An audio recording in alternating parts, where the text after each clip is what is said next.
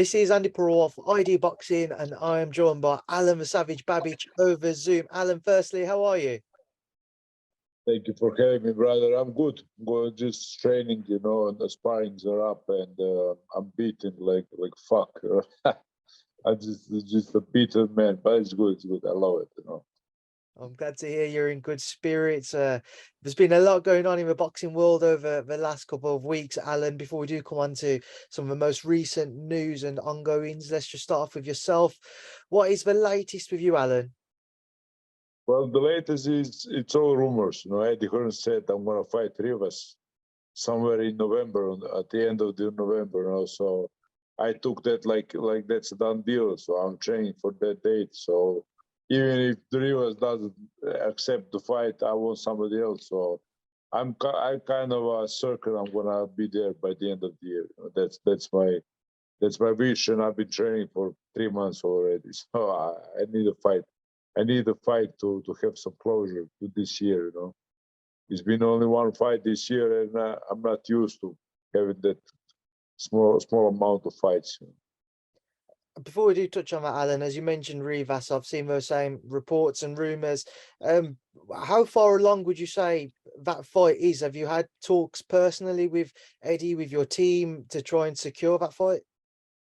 When I speak to Dillian, I talk to, I heard what Eddie said and stuff, and you know, listen, Rivas fight with Rozansky is off, so he gotta defend the title. WBC is gonna order it, you know, because we are bridgerweight, you know, there are guys coming, so you can't just hold the title for 1 year without a fight. So I think Eddie said the WBC will order that fight, and Eddie will take it and bring it to UK, the home of the Savage, you know. So that's kind of my standpoint now. That's what I'm thinking, and I put all my energy into that. So I don't even care if it doesn't happen. They're gonna bring me somebody else. I can fight in 3-weight divisions. You know, I'm wanted right now. So Savage is hot. You know, so I think it will be no problem to sort of fight for me. Alen, if it was to be Oscar Rivas next, is obviously a big step up for you in terms of the level of opposition you fought in your career so far. What gives you the confidence that you'd be able to defeat him to claim that WBC title? Well, the confidence gives me that I had already 11 step-ups, you know. It's every single one of them was a big step up, but it shows that it was no step up, you know. It's just my game plan. I can muscle my way into every fight, you know. So I'm gonna dictate the tempo. I'm gonna dictate the fight. So it's a no step up from me as I see it. I don't know, I'm fucking crazy. Of course, it is a step up, but makes no difference to me. No difference to my training. No difference to my desire. You know. He will have to kill me. You know, so I don't think it's much of a step up. I mean, it is a step up. I had 11 step ups, like I said, so I don't think of them as much. Alen, you mentioned you've only fought once this year. You obviously have a very fan-friendly, entertaining style, but I can imagine how grueling or taxing it can be on your body at times. You know, you've had to come back from surgery as well. Do you feel like that's maybe a more of a cautious and the right step for you, though, to maybe fight less often just to protect yourself so that you can start to look towards bigger fights, maybe just a couple of times a year? Yeah, but I hate that. You know, I hate that I'm not gonna fight like every month and stuff because I really do wanna bring the old school back. And listen, I'm not getting any younger. I'm not old, but I'm not even young. So I wanna use these next 5 years in my top shape. I wanna use them as much as I can. I'm gonna rest for the rest of my life. No problem. I know how to rest. You know, don't have to worry about that. But you know, I don't like this 1 or 2 fights a year. I don't like. I would say at least 4. You know, 4 is like a minimum that I would sign right now to fight. So I don't know where my career is going because it is big fights now. It's a WBC championship fight, you know. So of course I can't fight 4 times for that in 1 year, but you know that's on Wilder-Whyte. He's my manager. I trust him completely since day one, and let's see what happens because I don't even know what's going to happen. That's the fun about my career. Even the Savage doesn't know what the Savage is going to do. Alan, I know when talk of you potentially moving to bridgerweight first started, it wasn't something you was particularly keen on. You saw yourself as a heavyweight, and you mentioned it's a heavyweight division is what everybody talks about. Nobody really speaks about the bridgerweight division. What changed in that aspect for you? Well, nothing. I'm still a heavyweight fighter. You know, I still say fuck you to all those who say I'm not. I am. I am a heavyweight fighter, and I love heavyweight. I'm gonna die heavyweight if needed. But bridgerweight gave me opportunity. Heavyweight never could. You know, he gave me opportunity to be the world champion in WBC in 2 fights. So it's just a matter of opportunity and taking to it. You know, I'm never shy on every on every chance. So I just took it. I took the chance, but I plan on doing these fights with Rivas, taking the belt, defending it one time in Croatia, and move back to heavyweights. You know, that's my ultimate pleasure. But listen, I'm here for the fun fights. You know, Dave Allen, Philip Hrgovic, the fights everybody wants to see. I just wanna create fights that everybody wants to see, and that's all. Dave Allen was a name I was going to bring up as well. What's happened there? Because I remember seeing an interview from Eddie again where he mentioned he originally wanted to try and make you versus Dave for this September just gone. So have you had any talks or further talks about that fight? No, but nobody contacted me about it. You know, it was all silent. You know, he was just talking on the Instagram and stuff, but it was all silent. You know, if they mentioned him, I would say yes, of course, let's go. No, but I know he asked for some money and stuff. I don't really remember. You know, it's stupid stuff. So I don't think he was serious on fighting me. If he was, that's the easiest fights to be made. I would just say yes. Like I don't even want to hear the persons and the stuff. Just yes to that fight. I said Dave Allen fight, Philip Hrgovic fight. I'm always gonna fight those guys. I don't care about money in those fights. This is a legacy for me, you know. And this is the fight for the UK fans. Babic Savage versus Dave Allen. I think that's fight for the UK, you know. So of course I would fight him. But when he wants to fight, maybe we'll fight, you know. I just people gotta understand that he won't because he doesn't show it. He just say it, but he doesn't train. He doesn't show that he wants to fight. Alan, away from Dave, Mr. Filip Hrgovic, your old friend, what did you make of his win versus Zhang previously on the Usyk AJ2 card? Because there was a lot of people who felt Zhang had done enough to win that fight. Yeah, I didn't really. No, I thought Hrgovic won the fight, but very, very close by 1 round. But I do know that Zhang put a lot more damage in. You know, so if you're gonna score the fight by damage, Zhang won it. You know, but if you're gonna score the fight by boxing ability and punches, I mean Hrgovic landed double the punches of Zhang. So it's an interesting fight, but I think it took a lot more from Hrgovic than it did from Zhang. You know, it was a hell of a fight, and those fights are not just like, oh, I won, I lost. Those fights take away 10 years of your boxing life from you. You know, so I didn't like the way he acted in the ring. You know, watching on the sides and stuff. So it showed me some brings in his armor, chinks in his armor. You know, so. I don't think it made him any good that fight.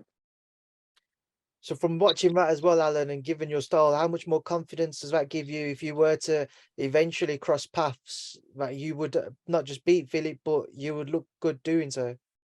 Well, that's what I've been saying since day one. And now even Eddie Hearn said, and everyone, oh, maybe Savage can beat him. That's what I've been saying the whole time. I know I can beat him. I know him. You know, we live like 200 meters from one another. I know it, you know. So now it's just now everybody knows it. Of course I can beat him. Of course I will beat him. But that fight is from Croatia, for Croatia, you know. So I'm gonna do that for my fans. I don't really care about the beef between me and Hrgovic. it's been on for 3 years, and it's getting boring. You know, it's not what it used to be. You know, so I wish him all the best.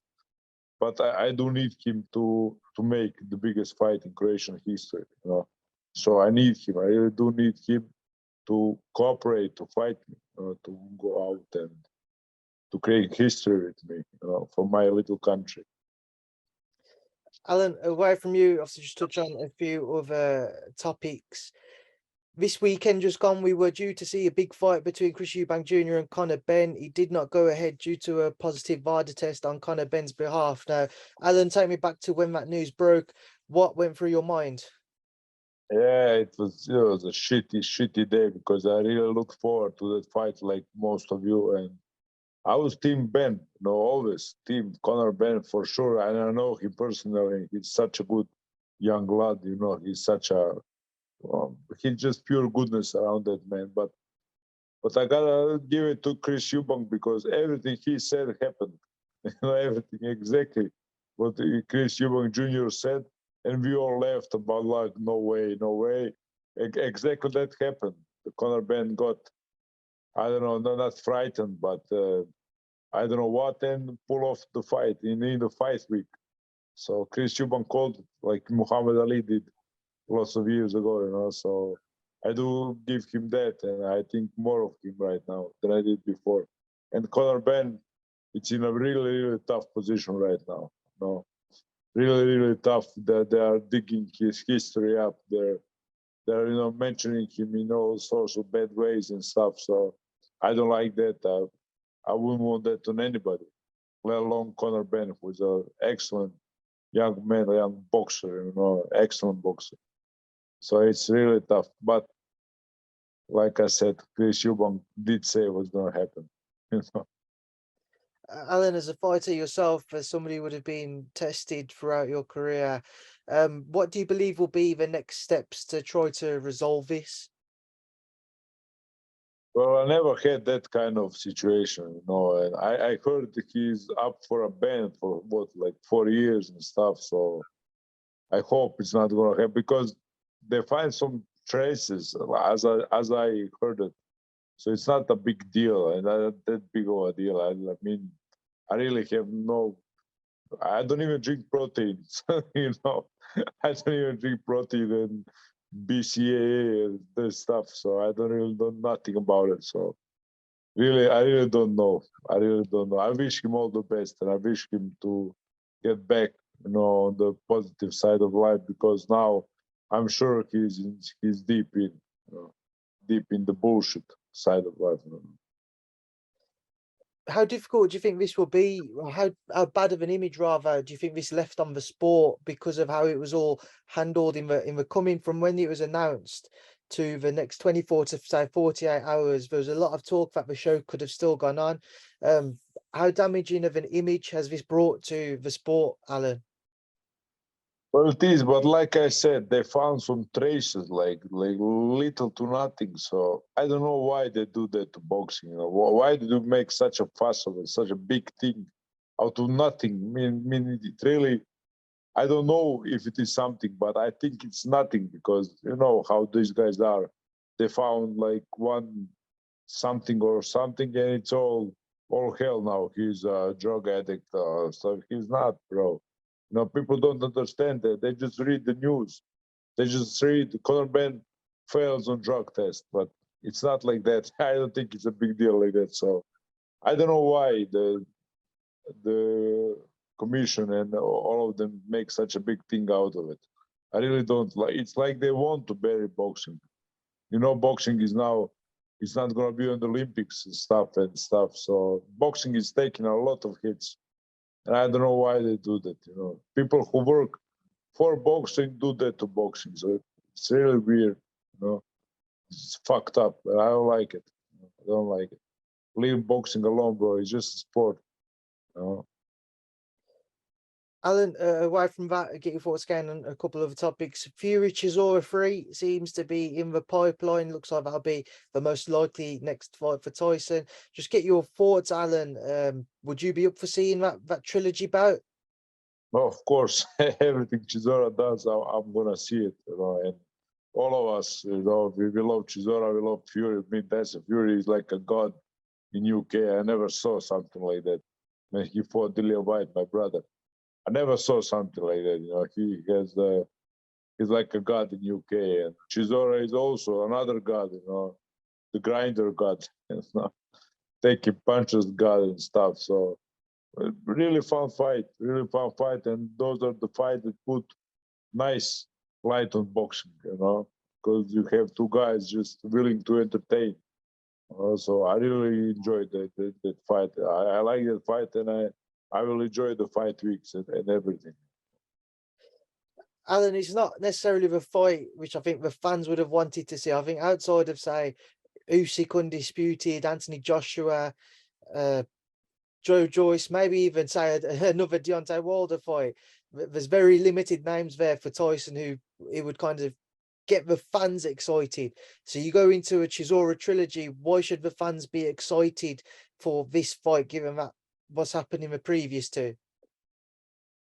Well, I think it's the perfect fight for both of them, because Tyson Fury is not really Tyson Fury that he was like 3 years ago. He's retired like a million times, and Chisora is on a downward spiral. So I think they both just aligned perfectly, and I think you're gonna see something beautiful. I love that fight, I really do. More than Fury and Joshua. I'll watch Fury and Chisora. I think they just aligned perfectly, on those scales, and we're gonna see something. I really think that I love that fight. I can't say nothing against it. What do you think happens in that fight? Fan-friendly fight. I think it's gonna be better because the first two fights were shit. They weren't good, but I think that's why they're such a big personalities, and I think they can create so much better than the first two fights, and that's why I think it's gonna be the best third one and the last one. It's a great rivalry. Like I say, it's a fan-friendly fight. Alen, I mentioned Deontay Wilder as well. He returns this weekend against Wilder-Helenius. What do you think will happen in that bout? How much do you think Deontay has left in him? Yeah, I'm not gonna watch that fight. I'm not interested in that fight. I don't know. He doesn't do stuff like Tyson Fury does and Chisora and stuff. I don't think he's that interesting. He was interesting because he fought Tyson Fury. I'm not a big, huge fan of Deontay Wilder. I don't know, Wilder-Helenius. I mean, is he the Rocky Marciano I want to watch? No, bro, he's not.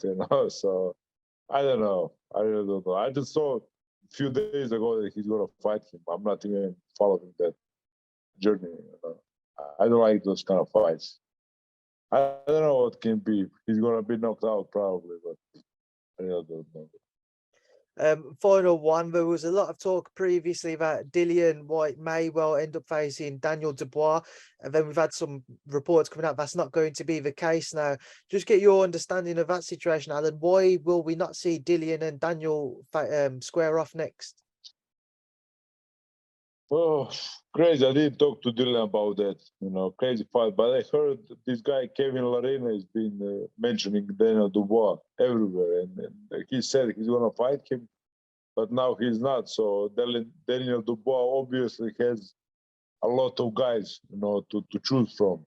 I don't know how to say it. So, but Dillian Whyte probably has Dubois to choose. So, it's crazy. It's boxing, It would be better if everybody just said yes and just make the fight the fan wants the most. It's great. My head's even hurting when I start to think about it.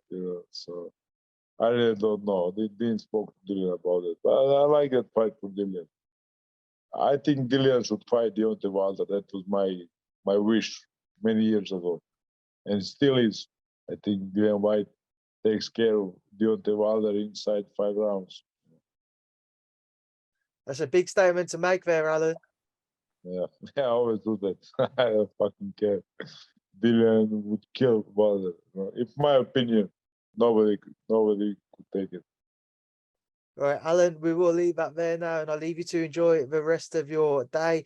I appreciate this. Thank you for speaking to me in ID Boxing. Thank you, brother. ID Boxing Team. Whoa.